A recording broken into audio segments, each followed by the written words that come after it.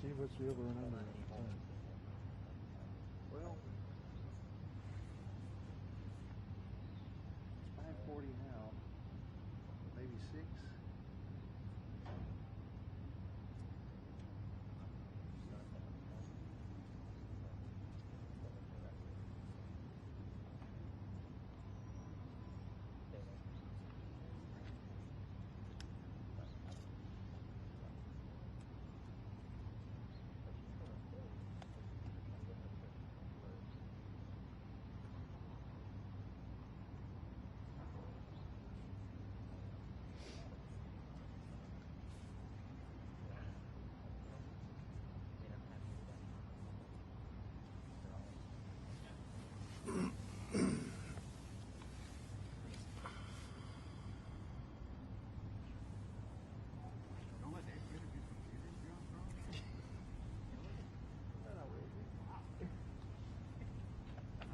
How'd you find way that? ahead of your time or way Oh behind? yeah, I meant to reply to that. How'd you find that cover?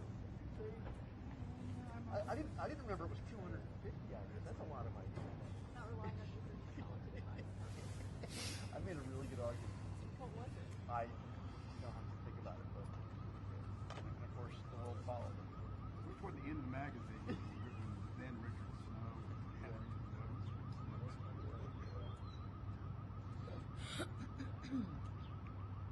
I saw the George read for that. one public. Yeah, Were you out here the other day, John? Pardon me? Were you out here the other day? Yep. How did they pass around a mic or something? Or No, that's why these so you just shout? speak loudly. New York Post.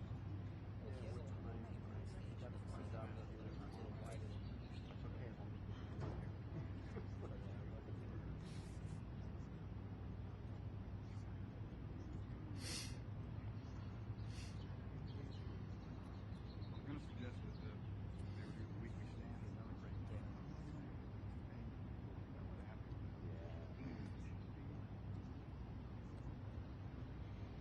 God, the new Republic.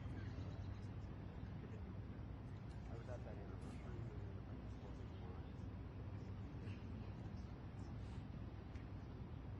That was it.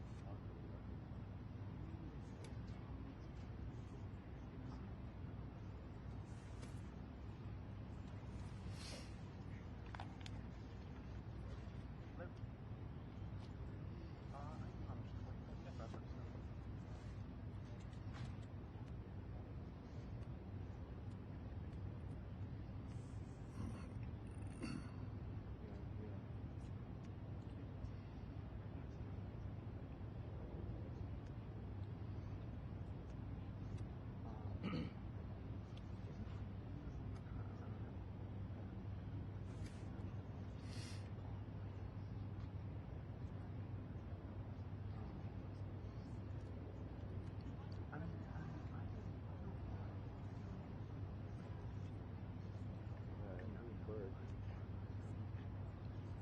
So I think they do.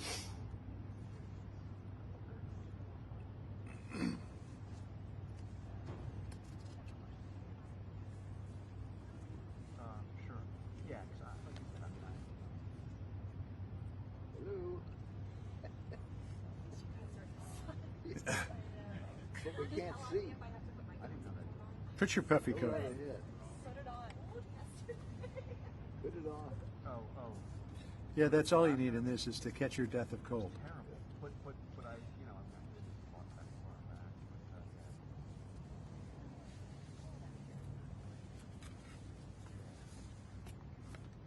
Dr. Birx, I know. It was really lame. But kill me, I finally like Fox Smile. for my dressing with my So, yeah. But let's just make sure it's on a day. It's, and I know that they'll say we can stuff. So, finally.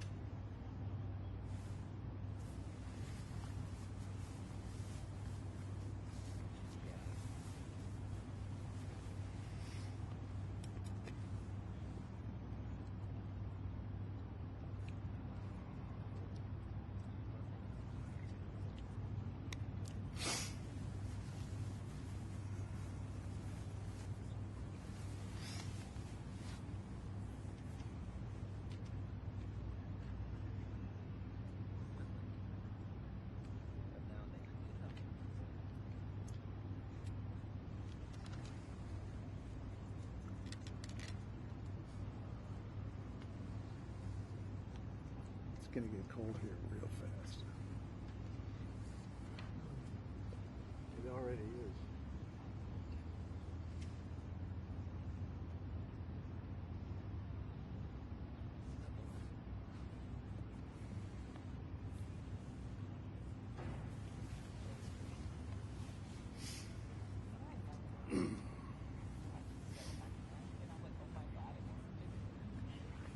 It's basically you're doing this. You're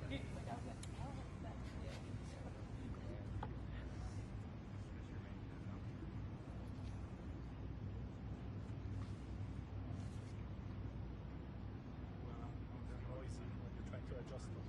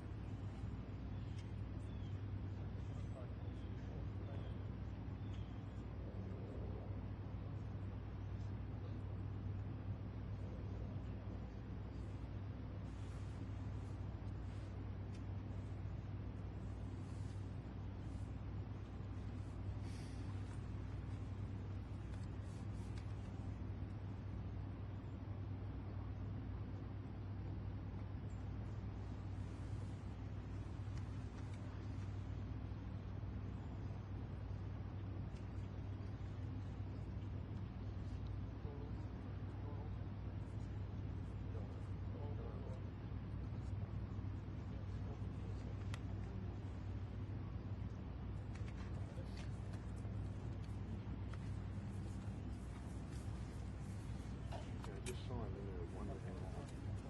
Just wandering around. Yeah. What's he waiting for? The light to change?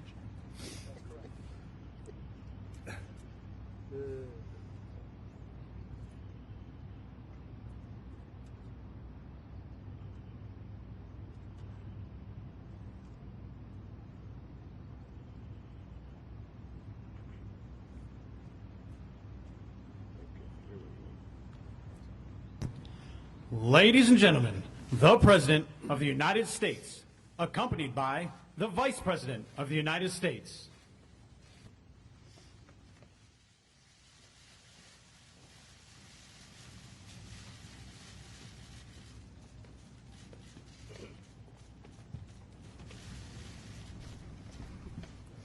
Okay, thank you very much. Please. Thank you.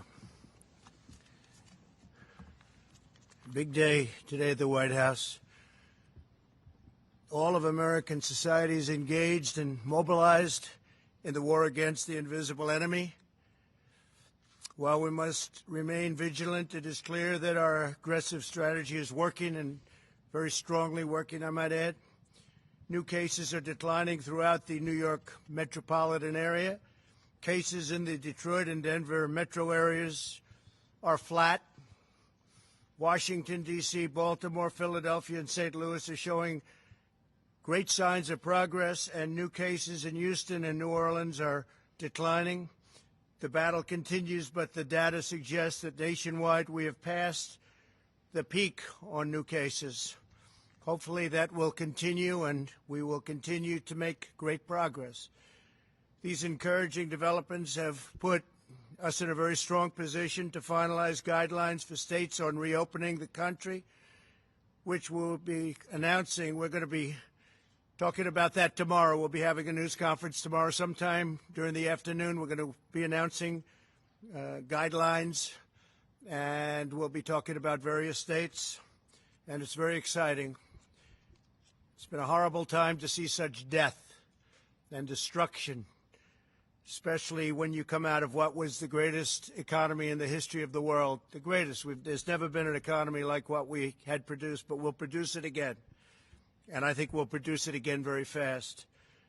The medical and healthcare advances we've made are critical to our continued progress. We've rapidly developed the most expansive and accurate testing system anywhere in the world, and have completed more than 3.3 million tests.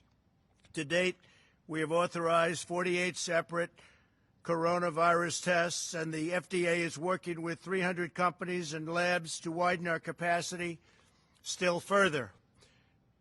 Today, Abbott Labs announced that it has developed an antibody test that will determine if someone has been previously infected with the coronavirus and potentially developed immunity.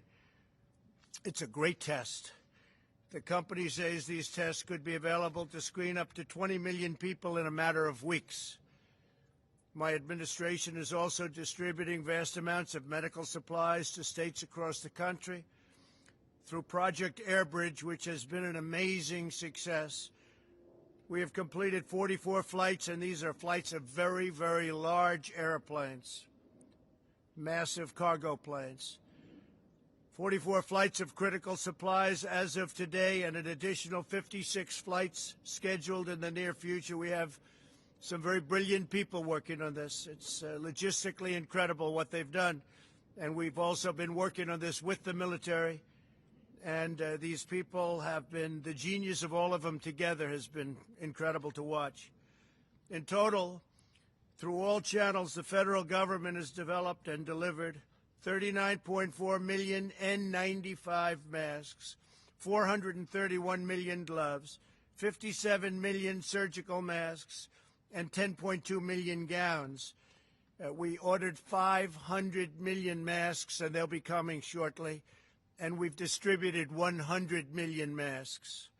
Following our use of the Defense Production Act, GM announced that its first ventilator has come off the assembly line in Kokomo, Indiana. Great place. They did it in 11 days from start to finish, a remarkable testament to the ingenuity of the American worker. GM will ship over 600 ventilators this month alone, with thousands more to come, and we have other companies doing something similar. And I think they said that there's a brief clip that we have of General Motors sent to us by General Motors, and I think they might be wanting to play that for your benefit. Please.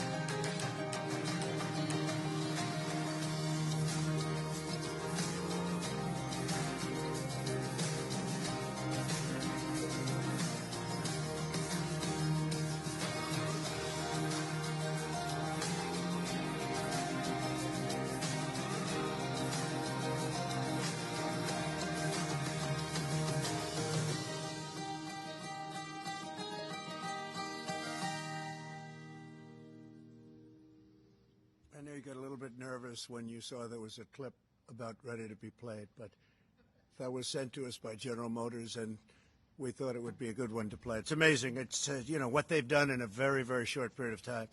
They're now making thousands of ventilators, and they're coming out of the factory very rapidly at a clip that nobody can even believe. But we have others also doing it, and these are very high-grade ventilators. So we're helping a lot of people, and at this moment, nobody needs them. We have to remember, during the surge, nobody's needed them for weeks now. But we'll have them for stockpiles, and very importantly, we're going to have them for other countries, because nobody's able to do things like we can do, and we're going to be able to help other countries that are having tremendous problems, to put it mildly. My administration is using every available authority to accelerate the development, study, and delivery of therapies. So important, therapies, treatments, and ultimately what we want to come up with is a safe vaccine. But frankly, the therapies to me are the most important, because it takes care of people right now. The vaccines have to be tested, so it takes a longer period of time. But we have some great potential therapies already, and we'll see how they're working. We'll be able to report on that, I think, over the next week or two. Tremendous progress has been made. At least 35 clinical trials of promising therapies are now underway. So 35 different genius companies.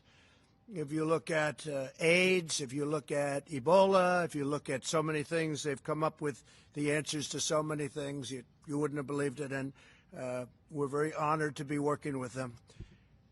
They include antivirals and Also, and they something which is incredible, keeps the virus from multiplying, a mechanism that keeps the virus from multiplying, immune therapies that prevent the immune system from overreaching to the virus, and convalescent plasma treatments that use antibodies from the blood of recovered patients. So we have a lot of patients who recover, and they're so happy to have recovered that the first thing they do is say, we want to give our blood.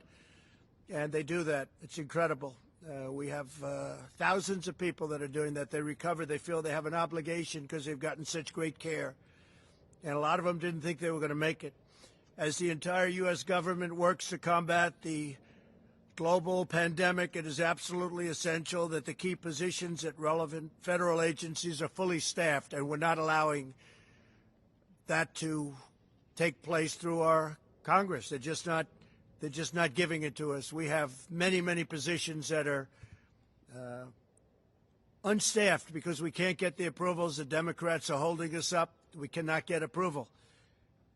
We've gotten judges because we go through the process. I guess we're up to 448 federal judges, and that we've gotten because we focus on it. We take the maximum time because no matter who the judge is, they take vast numbers of days and hours to approve, and leaves no time left for others. Very unfair system. If a judge is going to be approved in 1 hour in one session, it doesn't matter. They'll take the maximum number of hours and days, you're talking about days, to get one judge approved. And we're close to 250 judges, but because of the way they're doing it, there's no time for anybody else. And many of these people have been waiting for 2.5 years. We have a couple that have been waiting for longer than that. There are currently 129 nominees stuck in the Senate because of partisan obstruction. Many are nominated for vacancies that must be filled to assist with the coronavirus crisis and the resulting economic challenges. And I've read over the couple of years, well, I didn't fill positions. I don't fill positions. In some cases, we don't need the position, and I'm all for that. But in many cases, you do, but we can't get them approved by the Democrats. They won't release them. The positions include the Director of National Intelligence, 2 members of the Federal Reserve Board of Governors, the Assistant Secretary of Treasury for Financial Markets of the United States, and the Undersecretary of Agriculture responsible for administering food security programs. And Sonny Perdue, who's going to be speaking today, is saying, please, can I have this man, can I have this particular person approved as soon as possible? He's been telling me that for a long time, and the Democrats won't allow it to happen. Again, every single judge, every nominee we have goes through maximum, or at least they go through a long process. So it takes days and days, and there's no time left, and it's just a concerted effort to make life difficult. An example is Michael Pack. He's my nominee for the CEO of the Broadcasting Board of Governors, and he's been stuck in committee for 2 years, preventing us from managing the Voice of America. Very important. And if you heard what's coming out of the Voice of America, it's disgusting. What things they say are disgusting toward our country. And Michael Pack would get in. He'd do a great job, but he's been waiting now for 2 years. Can't get him approved. The Senate has left Washington until at least May 4th. The Constitution provides a mechanism for the president to fill positions in such circumstances. The recess appointment, it's called. The Senate's practice of gaveling into so-called pro forma sessions where no one is even there has prevented me from using the constitutional authority that we're given under the recess provisions. The Senate should either fulfill its duty and vote on my nominees, or it should formally adjourn so that I can make recess appointments. We have a tremendous number of people that have to come into government, and now more so than ever before because of the virus and the problem. We have to do it, and we have to do whatever we have to do. They've made it very, very difficult to run government. I don't think any administration has done anywhere near what we've done in 3.5 years. But every block, every week, they put up roadblocks. whether it's Russia, Russia, Russia, or whether it's impeachment hoax, or whatever it may be, it's always roadblocks and a waste of time. If the House will not agree to that adjournment, I will exercise my constitutional authority to adjourn both chambers of Congress. The current practice of leaving town while conducting phony pro forma sessions is a dereliction of duty that the American people cannot afford during this crisis. It is a scam what they do. It's a scam, and everybody knows it. And it's been that way for a long time. And perhaps it's never done before. It's never been done before. Nobody's even sure if it has, but we're going to do it. We need these people here. We need people for this crisis, and we don't want to play any more political games. I've been waiting for 2.5 years, 3 years for some of these people. And they're great people. They left law firms. They left jobs. They gave up everything to do it, and they've been waiting for 3 years, 2.5 years, 2 years, 1 year to get approved. It's ridiculous. And everyone knows they're going to be approved. But there's only so many hours in the day when you go through judges and you go through lengthy hearings on judges that they know should be approved immediately, and they could do it in one session, and they could do it in 1 hour. And instead it takes them many days.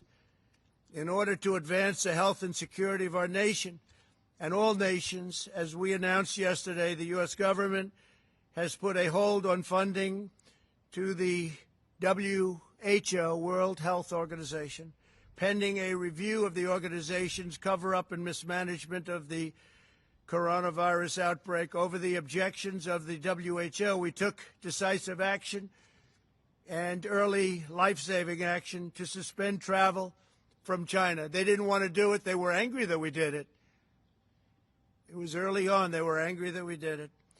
Took them a long time to realize what was going, but I have a feeling they knew exactly what was going on. Tragically, other nations put their trust in the WHO, and they didn't do any form of ban.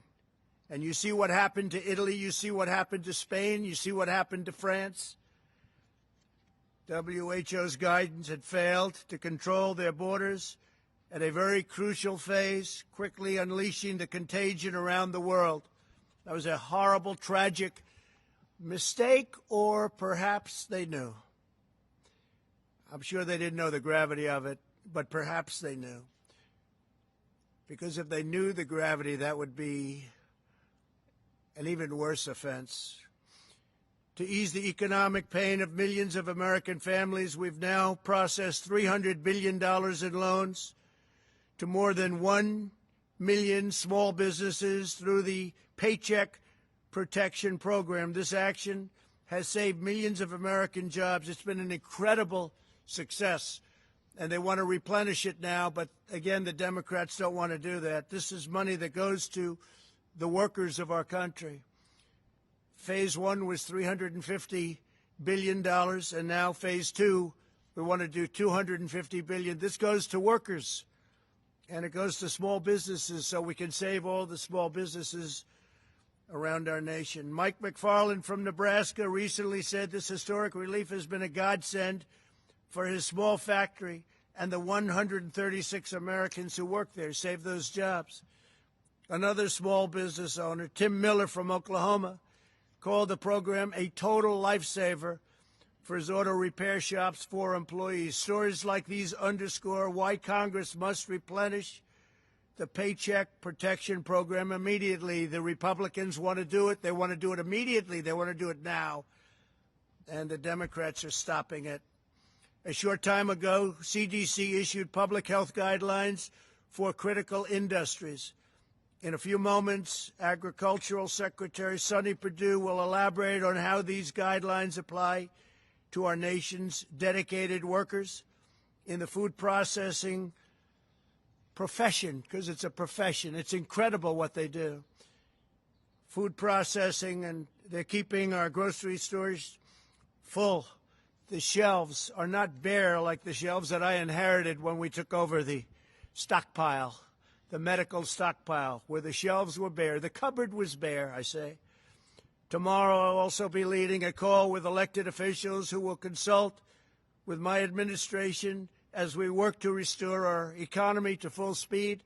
And we really think with all of the stimulus and all of the pent-up demand, we're going to have an economy that really comes back quickly, and would like to see it more than match what we had before. What we had before was a miracle, and we think this is going to be even more than a miracle. We're going to do it because we have the greatest people in the world.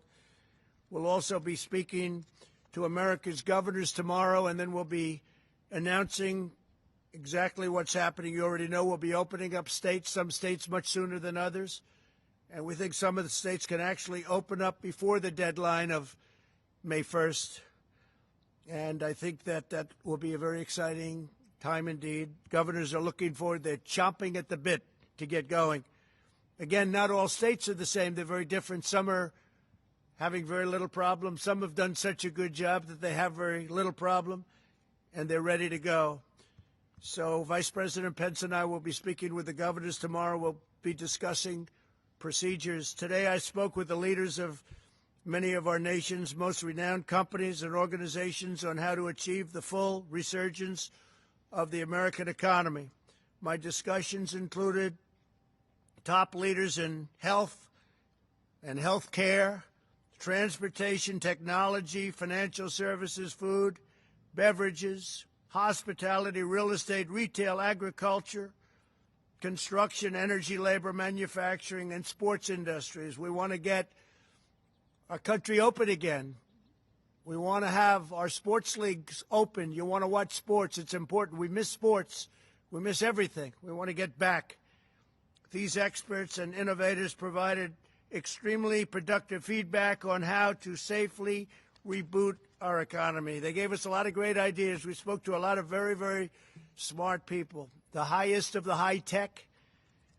The level of IQ on some of those calls was about the highest you've ever seen on a phone call, that I can tell you. But we have a lot of great thought went into those calls, and a lot of questions came out, and also statements, very strong statements as to what they recommend. I think it was a great day. We did a lot of calling with a lot of very prominent people, but more importantly, very smart people and people that love our country. They talked about the vital importance of our wide array of relief measures to address the present crisis, and they provided valuable insights on how to move forward, including on the role of protective gear, where we have tremendous amounts of protective gear coming in, robust testing, and the future use of therapies and treatments. They also underscored the crucial importance of strong supply chains and communications infrastructure. We're talking about infrastructure for the middle of our country. We're talking about broadband and things that they frankly don't have and haven't had for a long time because a lot of politicians forgot about them. Can't forget about them.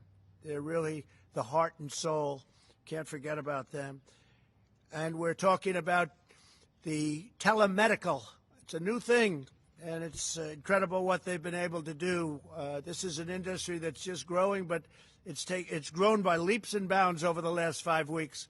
People are learning so much. Without the ability to see a doctor, they're learning so much, and a lot of good things are happening. That's something that's really, going forward, I think, going to be very important for our country.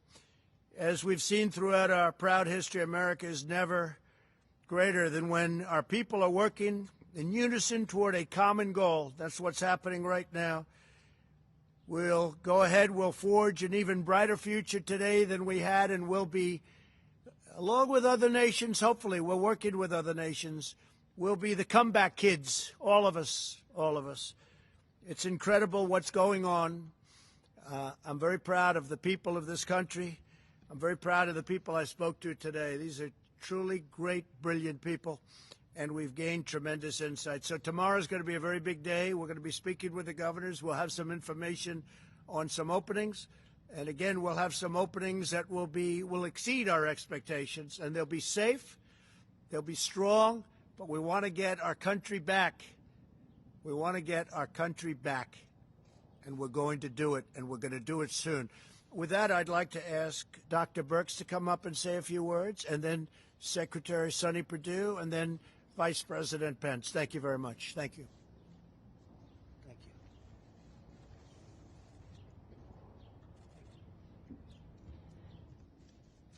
Thank you, Mr. President, and thank you for summarizing the states and what we're seeing. So over the last 5 to 6 days, we've seen declines in cases across the country, and this has been very reassuring for us. At the same time, we know that mortality and the fatalities that we're facing across the United States continue. We know the number of people who are still in the hospitals, in the ICUs, and we want to continue to recognize the healthcare workers who are on the front lines and really recognize how low the United States case fatality rates are compared to other countries. And this is really due not only to our technology, but how that technology is utilized to save lives. At the same time, I'm inspired by the American people who continue social distancing. These cases continue to decline because of the strong work of the American people. Also wanted to let you know that we do have 9 states that have less than 1,000 cases and less than 30 new cases per day. So we're looking at states and metro areas as individual areas. We talked before how each of these curves are different. Each of the cases' experiences are different. We have some states like California and Washington State, Oregon, that never really had a peak because of so much work that their populations did to decrease and keep the new cases down. So each of these individual states and individual metros are being studied very specifically. I do want to highlight, and we are remaining concerned, and we've been having discussions with Rhode Island. Rhode Island and Providence are in a unique situation. First, they had increasing cases from the New York City area, and now they have new increasing cases from the Boston area. They're caught between 2 incredible hot spots in the country. They're doing an extraordinary job. They're caring for the individuals in the front lines, but Providence continues to have new cases. And we do continue to work with specific states that have specific outbreaks related to individual occurrences. I will just remind the American people again, this is a highly contagious virus. Social gatherings, coming together, is there always a chance that an asymptomatic person can spread the virus unknowingly. No one is intending to spread the virus. We know if you are sick, you will stay home. But to all of you that are out there that would like to join together and just have that dinner party for 20, don't do it yet. Continue to follow the presidential guidelines. We really appreciate the work of the American people. We see as a country we're improving. We see as metro areas we're improving. We see as communities, as counties, and as states we're improving. But that also still requires everyone to continue to social distance. And in the end, we do have states that have very few cases and very few new cases. And so these are the ones the President is referring to that have been silent, relatively silent throughout this epidemic and pandemic that many of us have faced. And so these are the groups we're working with very specifically. And each of these governors and each of these mayors will have to make decisions after generalized guidelines are put out so that they can do what's best for their communities. They are at the front line. And I wanted to conclude by really thanking my PEPFAR teams around the world who have been working tirelessly throughout the world to ensure that Africa and Asia doesn't experience this level of infections that we have seen here. They've turned over their capacities from their embassies. Our U.S. hires throughout the world, our ambassadors, are still on the front line with our local staff, working with ministries of health to confront this virus around the globe. And I assure you that they are continuing to invest in the health structures, the laboratory, and the frontline care to ensure that all of the work that we have done against TB, HIV, and malaria continues, but that we use our capacity, our laboratories, our clinics, our hospitals that have been built by the American people and the generosity of the American people to really combat this COVID-19 around the globe. Thank you. Thank you very much. Thank you, Doctor. Sonny, please.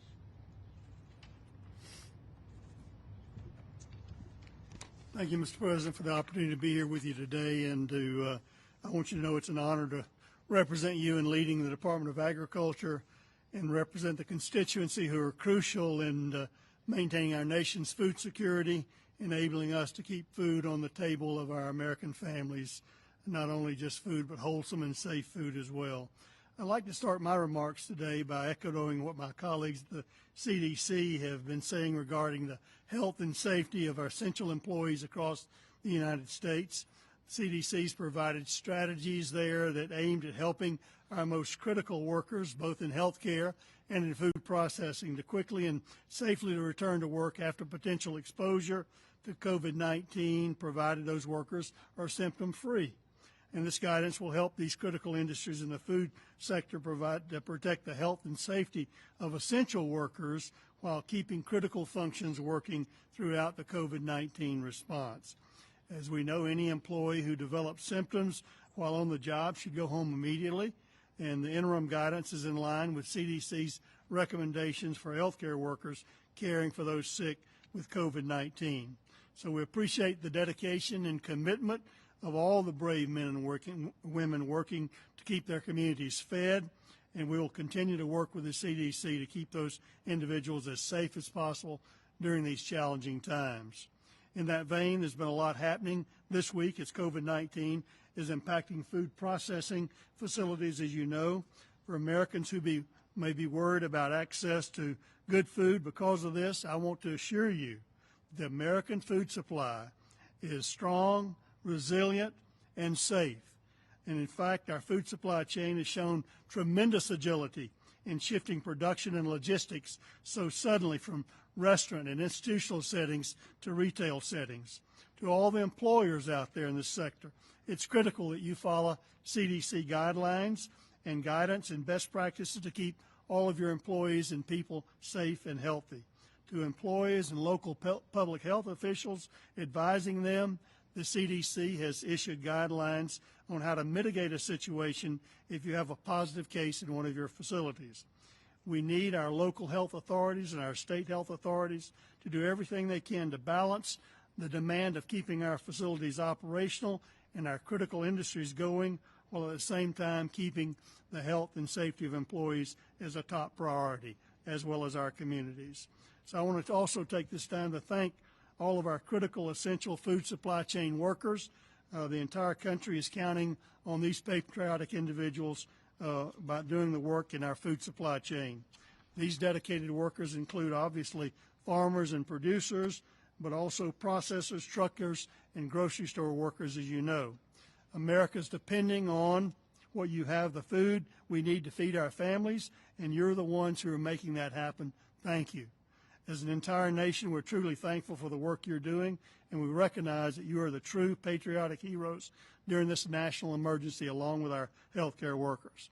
So before I sign off here, Mr. President, I want to remind you and all of us of one more thing.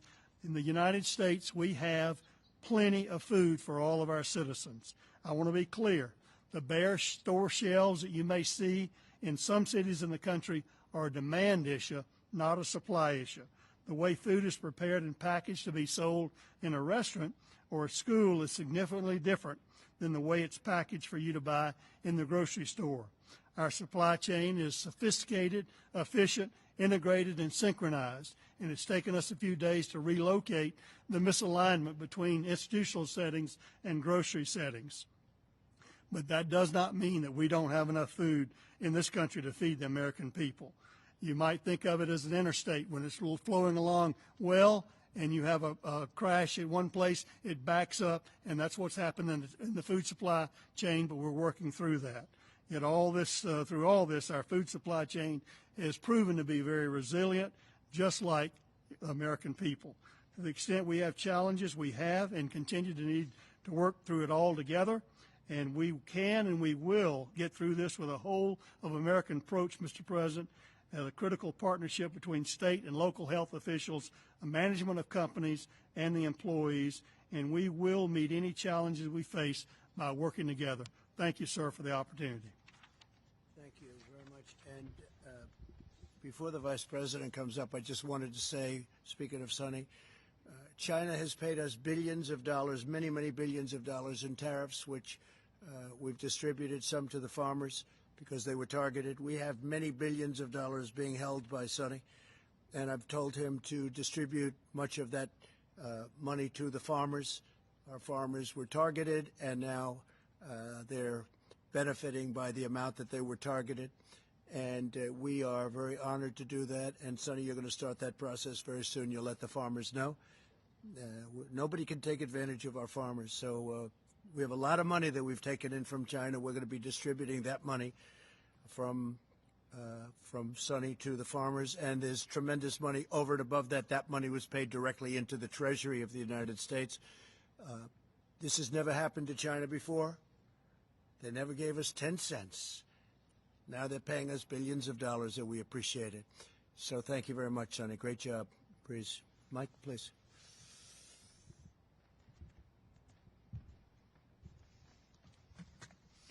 Thank you, Mr. President. The White House Coronavirus Task Force met today. It's reported to us that we've conducted and completed 3,324,000 tests across the nation. More than 619,000 Americans have tested positive. But as you reflected yesterday when we welcomed coronavirus survivors here to the White House from across the country, some more than 45,000 Americans have fully recovered. Sadly, we mourn the loss of more than 27,000 of our countrymen. Our hearts are with their families and with the families of all of those that continue to struggle with the serious consequences of this illness.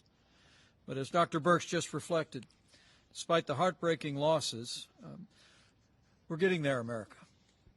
Because of the efforts of people all across this country to put into practice the President's coronavirus guidelines, because of their adherence to the direction of state and local authorities, as Dr. Birx just reflected, we see great signs of progress from the West Coast to the East Coast. President Trump has directed our team to develop new guidelines that will be presented tomorrow to our nation's governors and released to the American people thereafter. The American people will be encouraged to know that as we stand here today, 24% of the counties of this country have no reported coronavirus cases. In fact, half of the states in America have less than 2,500 cases per state. This is a great tribute to the efforts by the people of those communities. But as the President suggested, when we unveil the guidelines that the team has been working to present tomorrow to our nation's governors, we're going to reflect on the fact that, as the President said, there will be areas of the country that will require continued mitigation and strong efforts, and there will be other areas of the country that will be given guidance for greater flexibility. The President has so directed our team. When we think of more than 619,000 Americans having tested positive, more than 45,000 having recovered, we wanted to announce today that the FDA recently announced efforts to facilitate the development and access to convalescent plasma. Mr. President, you've spoken about this. People who have recovered from the coronavirus have antibodies in your bloodstream that can attack the virus. The Mayo Clinic today is working with the Red Cross to make sure that coronavirus patients have access to the convalescent plasma treatments, and over 1,000 institutions across America have already joined this program. And we want to urge every American who has recovered from the coronavirus for at least 2 and preferably 4 weeks to contact your local blood or plasma donation center and arrange to donate. It's one more way that the American people can do their part and step forward, and thousands have already done so, and we know that tens of thousands will join them. On the subject of supplies, Mr. President, I'll be very brief because you detailed a great amount. As the President mentioned, the air bridge has completed 44 flights, 56 more are scheduled. But on the subject of facial masks, which are so important for the protection of critical infrastructure, I'm pleased to report that the average daily delivery through the commercial network through our air bridge is 22 million facial masks coming into the marketplace. The average inventory in the network over a 7-day period is 80 million masks. And FEMA is actually working as we speak to move facial masks to priority infrastructure, food supply, first responders, There'll be 6.5 million masks that go out before the end of this week, an additional 20 million before April the 20th, and then we'll be adding 6.5 million each and every week. At the President's direction, we're going to ensure that all of those that work in food supply, all of those first responders, have access to masks, and we're increasing those every day. Finally, I know I speak for the President when I say how proud we are of all of our healthcare workers across the country, and how proud we are of the men and women in uniform, our medical professionals who have been deployed across the nation, literally by the thousands. In fact, as we stand here today, 576 doctors, nurses, and other military medical professionals have been deployed to 13 hospitals across the nation, 10 in New York, and 1 in Connecticut, Texas, and Louisiana each. And as the President reflected a few days ago, because we happily did not have the demand on the Javits Center and on the comfort in New York City, at the President's direction, we have deployed doctors and nurses from those 2 facilities to hospitals. In fact, the President and I were just speaking to Mayor de Blasio just before we came out, and he expressed his great admiration and appreciation for the relief that these medical military personnel have provided to incredibly dedicated people in our hospitals. 258 medical personnel just yesterday were deployed off the ship and out of the Javits Center into New York. With that, Mr. President, I'll step aside, but it's remarkable to think of all that we've accomplished over the last month since you first issued the presidential guidelines for America. The truth is, because of what the American people have done over the last 30 days, we are slowing the spread. We are ensuring that every American family would have access to the health care that we want any member of our family to have, with the greatest health care professionals in the world. We're saving lives, and we're healing our land. And so we want to thank the American people for all you have done. And tomorrow we'll be presenting a new guidance to the governors of this country about how we build on our progress and reopen America in a safe and responsible way. Thank you, Mr. President. On the recess appointments, Mr. President, if I could. Mr. President. Steve, please. You mentioned the possibility of adjourning both chambers of Congress. Could you explain what you meant by that, sir? Very simple. If they don't act on getting these people approved that we need, because of we need them anyway, but we especially need now because of the pandemic, we are going to do something that will be something I'd prefer not doing, but which I should do, and I will do if I have to. Caitlin, go ahead. One, on a call with business leaders today, they said testing has got to be ramped up significantly before they feel comfortable reopening their stores, their restaurants, and whatnot. Isn't that what health officials and state governors have been? It's what I want to. We have great tests, and we want the states to administer these tests for the most part, but we're standing behind them. We have great tests. We've done more testing now than any country, as you know, in the world by far. We have the best tests of any country in the world. Nobody has the quality of tests. If you look at Abbott, what they've come up with in a short period of time, they've been incredible. Roche has been incredible. We have the best tests in the world, and we will be working very much with the governors of the states. We want them to do it. We're not going to be running a parking lot in Arkansas. We're not going to be running a parking lot where you have a Walmart, which has been great, by the way. Walmart has done a fantastic job, but where you have a testing center and running that from Washington, D.C. The states are much better equipped to do it. But we'll be working with the states. We're standing behind the states. We're going to work very closely with the governors in terms of that, getting additional equipment. It used to be 3-4 weeks ago, 2 weeks ago, could we get more ventilators? More ventilators, right? And we got them ventilators, and you don't hear that anymore. It's been pretty amazing what we've been able to do. Yeah, go ahead, John. Walmart, a lot of those testing centers are still for first responders, healthcare workers who have symptoms only. When is it going to be widespread enough to where these companies can feel comfortable being open? Will that? Well, I think the companies will determine that, and the governors will determine that, and the federal government will do. And if we're not happy, we'll take very strong action against a state or a governor. If we're not happy with the job a governor's doing, we'll let them know about it. And as you know, we have very strong action we can take, including a close down. But we don't want to do that. We're working with the governors, and we're working closely with the governors. The relationship has been very good. Vice President has had a lot of conversations over the last 2 weeks with either 50 or almost 50 governors on every conversation, and they've been really positive conversations. We have the right to do whatever we want, but we wouldn't do that. But no, we would have the right to close down what they're doing if we want to do that. But we don't want to do that, and I don't think there'll be any reason to do that, but we have the right to do that. Steve, go ahead.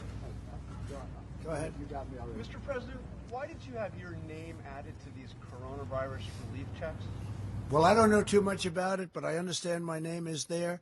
I don't know where they're going, how they're going. I do understand it's not delaying anything, and I'm satisfied with that. I don't imagine it's a big deal. I'm sure people will be very happy to get a big, fat, beautiful check, and my name is on it. Yeah, go ahead, please. Mr. President, Go ahead, please. Please. Why are Please. Go ahead. Thank you, Mr. President. Dr. Birx just said that Rhode Island is seeing an increase in cases from people that are coming from Boston and New York. You just said you'd like to reopen some states before May 1. How will you stop a second spike in cases if people are traveling between states? How will you control the flow of people? Well, the governors can control that flow, as an example. In fact, I just saw a little while ago it was reported that certain borders are being controlled already by states. They're starting to take control of their borders, which is good. So they'll be controlling. They may do testing for people wanting to come in. I'd read that about Rhode Island, so they have to watch it. They have to be very careful. Yeah, please, in the back. Thank you, Mr. President. About reopening the country again, you said, along with other nations, what form would it take? Are you considering also relaxing the border between Canada and the U.S.? So our relationship with Canada is very good. We'll talk about that. It will be one of the early borders to be released. Canada's doing well. We're doing well. We'll see. But at some point, we'll be doing that. In the meantime, nations that are heavily infected, we have a lot of nations that are heavily infected. Some are getting better. Some are still on the way up, unfortunately.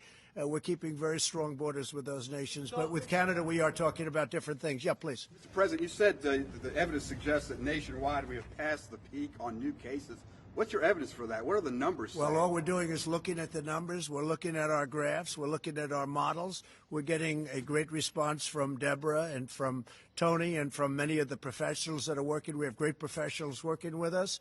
And I think based on that, we're doing very well. Based on that, it looks like we're headed absolutely in the right direction. But some states are looking at other states and they're saying, I can't imagine what they're going through because they're not in that position. They're in very good shape. I would say that we have 20 states at least, but you really have 29 that are in extremely good shape. You have others that are getting much better. And I think with almost few exceptions, you have every state that is either doing better or on the way to doing better. Yeah, please. Yeah, go ahead. Yeah, thank you, Mr. President. On your threat to adjourn Congress, clearly you have the power, Article 2, Section 3, but that'd be quite radical to do. Earlier last month, you were in the Oval Office talked about now is not the time for partisanship. How will that act lower the partisanship in this town, and could it potentially hinder your ability to get something done on coronavirus? Well, look, it's been a very partisan government for a long period of time, not just this administration. You can go back into the last two administrations. You've seen a lot of partisanship. And even now, you would think that we wouldn't have, as an example, with the paycheck plan. That's going so well. It's so smooth, so beautiful, almost without a hitch. All of that money is being distributed to small businesses. They're giving it to their employees. It's keeping them ready, viable, so when we open. And now it's been so good that it's almost depleted, and we want to replenish it.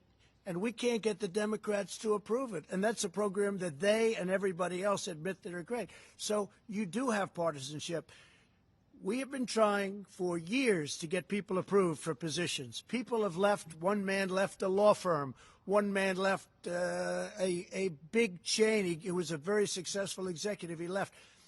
It was 2 years ago. We have people that have been waiting for 3 years, and we can't get them approved by the Democrats in the Senate because they're taking so long to approve our judges. Now, I have to tell you that I'm totally in favor of what Mitch is doing with judges because that always seems to be a priority, and it's a very important priority. I think it's one of the great trademarks of this administration. We've approved record numbers of federal judges and appellate judges and 2 Supreme Court judges.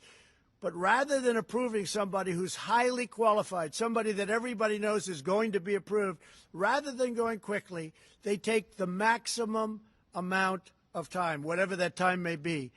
And what they're doing by doing that is taking days to approve somebody that could be approved in a quick vote.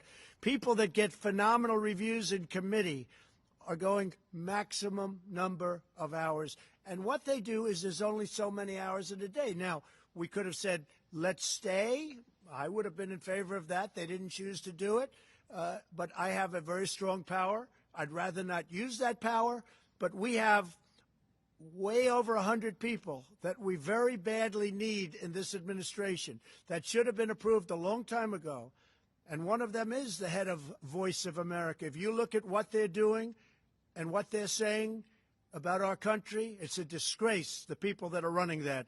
We have somebody that's really good, really talented, and that loves our country. And I want to get these people approved. That's one of many. We have professionals. Sonny, you've been waiting for, how long have you been waiting for the man that we're talking about coming in? 2.5 years. So Sonny Perdue just happens to be here talking about something else. So you've been waiting for one of the most important positions as Secretary of Agriculture is the position. It's distribution. We need it now. We're talking about shelves. We're talking about cupboards. He needs it. He's been waiting. He didn't know he was going to get this question. You've been waiting 2.5 years. The person is exceptional. That person left a very good job. And it's embarrassing to me. He'll say, do you think you'll get that man approved? He's been saying that to me for a long time. It's because of the Democrats. And what we're doing is, and I think anybody here would do it, judges are a priority. A federal judge who's going to sit for 50 years, potentially, a young judge going to be sitting for, that's always going to have to be a priority. But because they're taking so much time and approving they're trying to put us through the mill. That's when you talk about partisanship, and it's never, ever happened before. You can look at every administration in the history of this country. Nobody has ever had hundreds of people not approved after 3.5 years. Go ahead, please. Timeline for that, though. If Congress doesn't act we'll by know when, soon. do you have a They date? know. They've been warned, and they're being warned right now. If they don't approve it, then we're going to go this route. And we'll probably be challenged in court, and we'll see who wins. But when the court hears that we aren't getting people approved, as Sonny would say, for 2.5 years for an important position that we need because of this crisis, we needed these people before, but now we really need these people. When you talk about, back to the numbers for a second, when you talk about the numbers, the jobless claims are going to come out tomorrow. It's likely around 5 million more Americans putting their names in for unemployment benefits, but yet there are still a couple thousand people as well dying a day because of coronavirus. When you talk about opening up the American economy, or at least in parts now, how do you balance that decision out given both of those figures? Well, there has to be a balance. You know, there's also death involved in keeping it close. And I've gone over this with you, and I believe this so strongly. When you look at mental health, when you look at suicides, suicide hotlines which are exploding, people losing their jobs, when you look at drugs and people that didn't take drugs and now they're becoming drug addicted because they're going through a problem, they have no job, they have no money coming in, other than the money we're getting them. We've opened up the coffers to a large extent. We're helping people. This is why I wish the Democrats would help us a little bit with it, because they should. It's purely partisan what they're doing, and it's bad for our country. But you know, there is death by having this strongly closed country. We have to get back to work. With all of that being said, we're going to start with states and with governors that have done a great job, and they're going to open it up as they see fit, and we're going to be right behind them, and we're going to be working. We're going to be supplying them with things if they don't have them. We want them to have them. We're going to be helping them with ventilators after this is over so that they can't say, oh, the federal government. We want them to have. They've had a lot of options. Many of the governors have had a lot of options over the years to buy ventilators. They didn't choose to do it. So we're going to be helping them to fill up their stockpiles. We're going to have plenty. And as I said, I'm very proud to do it. We're going to be helping other nations. We're going to be helping Italy, Spain, France, other nations. And we're going to be helping them strongly. I think Russia is going to need ventilators. They're having a hard time in Moscow. We're going to help them. We're going to help other countries that need ventilators. We're going to have a lot. You see it with General Motors. You see it with other companies that are producing. We're going to have hundreds of thousands of ventilators, and it's a great thing to have. Yes, in the back, please. Is anybody freezing? You know, it's very cold out here. So we can leave early, right? Okay, a couple of more. Go ahead, please. Thank you, Mr. President. Why do we have 20% of the world's deaths from the coronavirus and we're only 4% of the world's population? Well, you don't know what you have. Do you think you're getting honest numbers from some of these countries? Do you really believe those numbers in this vast country called China, and that they have a certain number of cases and a certain number of deaths? Does anybody really believe that? Here's the story. We report everything. We're reporting the cases, and our reporting is good. We're reporting every death. In fact, I see this morning where New York added 3,000 deaths because they died, and they're now saying, rather than it was a heart attack, they're saying it was a heart attack caused by this. So they're adding. If you look at it, that's it. And everything we have is documented, reported. And what they are doing is, just in case, they're calling it this, and that's okay. That's okay. But we have more cases because we do more reporting. We have more cases because everything is down. But does anybody really believe the numbers of some of these countries that you've been watching and you've been reporting on, and then it's like they didn't have the big thing? There have been some really, really bad, heavily in really some countries that are in big, big trouble, and they're not reporting the facts. And that's up to them. All I know is we report the facts, and we're a country that's getting better. John, go ahead. Mr. President, multiple sources are telling Fox News today that the United States government now has high confidence that while the coronavirus is a naturally occurring virus, it emanated from a virology lab in Wuhan, that because of lax safety protocols, an intern was infected, who later infected her boyfriend, and then went to the wet market in Wuhan, where it began to spread. Does that correspond with what you have heard from officials? Well, I don't want to say that, John, but I will tell you more and more we're hearing the story, and we'll see. When you say multiple sources, now there's a case where you can use the word sources, but we are doing a very thorough examination of this horrible situation that happened. Go ahead, please. In your many conversations with President Xi, Mr. President, did you ever discuss with him State Department concerns about lax safety protocols that had been reported to the State Department from the embassy in Beijing about that laboratory? I don't want to discuss what I talked to him about the laboratory.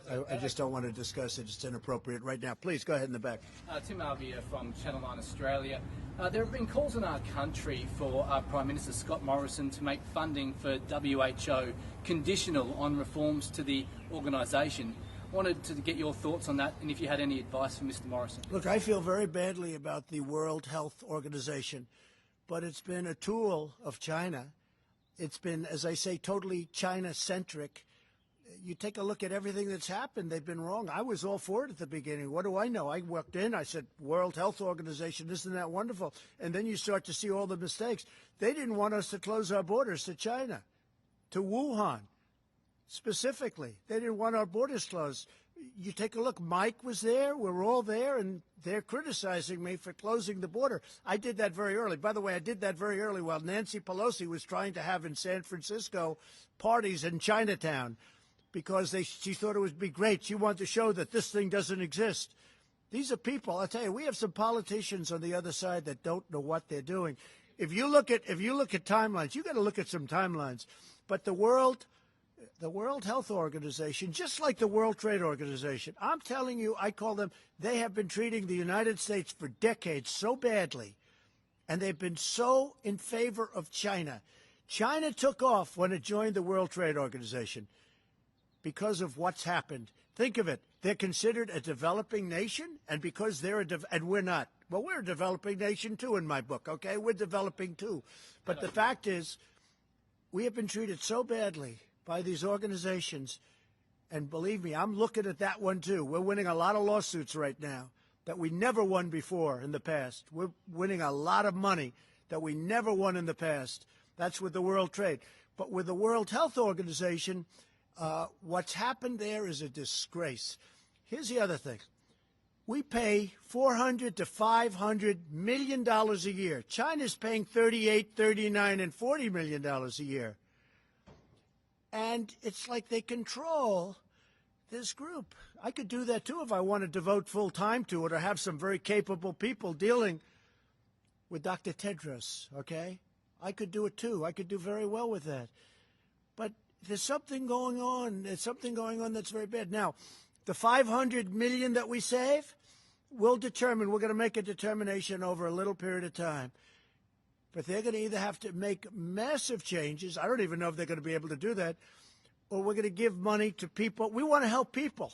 You know, what we do in Africa with AIDS, people have no idea what we do. And the money we spent. We were talking about it the other day, Doctor. We are spending billions of dollars to help people.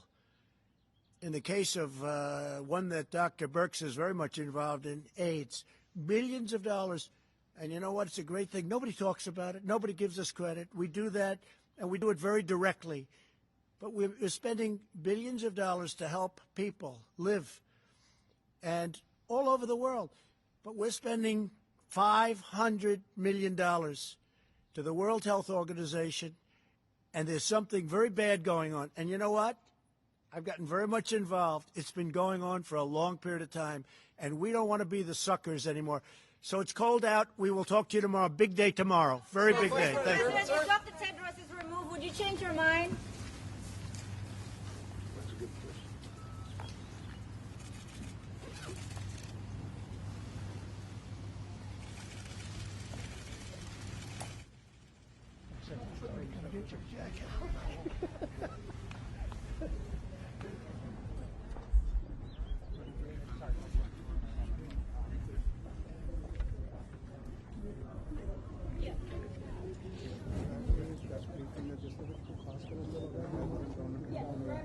No, I said. Go ahead, make your way out.